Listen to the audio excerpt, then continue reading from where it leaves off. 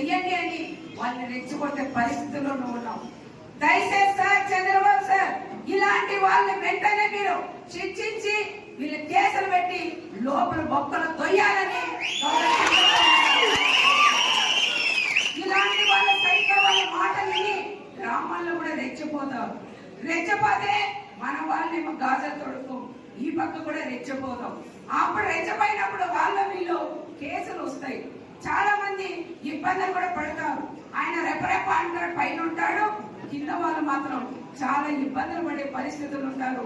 కేసులు పడి కోర్టు చుట్టూ తిరగలేక చాలా మంది నష్టపోతారని ప్రత్యేకంగా చంద్రబాబు సార్ కూడా చెప్పి ఆయన వాయిస్ ఆ ప్రభుత్వం వైఎస్ఆర్ ప్రభుత్వం ఉన్నప్పుడు మా చిన్న కార్యకర్త గాని ఎవరైనా గారుడు పెట్టి వాట్సాప్ లో పెడితే పోలీసులు తీసుకెళ్లి బట్టలు ఒట్టేసి కొట్టిన రోజులు మా కళ్ళకు కనపడుతున్నాయని చంద్రబాబు నాయుడు గారు కూడా మేము చెప్తున్నాం.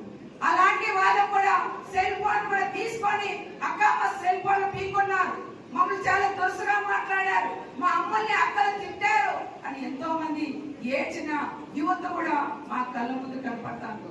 మరి ఇలాంటి వ్యక్తిని జగన్మోహన్ రెడ్డి లాంటి వ్యక్తిని ఏ జైలు పంపిస్తారనే విషయం మన అందరూ కూడా నిర్ణయం తీసుకోవాలని మన గౌరవ ముఖ్యమంత్రి చంద్రబాబు నాయుడు గారిని నేను కోరుకున్నాం. రెచ్చిపోయి మాట్లాడి చాలా మందికి ఇబ్బందులు కూడా పెడుతున్నారు. దయచేసి ఇలాంటి వాళ్ళని కఠినంగా శిక్షించాలని మరొక్కసారి చంద్రబాబు నాయుడు గారికి నా రాప్తాన్ నియోజకవర్గం ప్రజలందరి తరఫున నేను సార్ కూడా విజ్ఞప్తి చేస్తున్నాను కూడా తెలియజేసుకుంటూ అందరం పోయి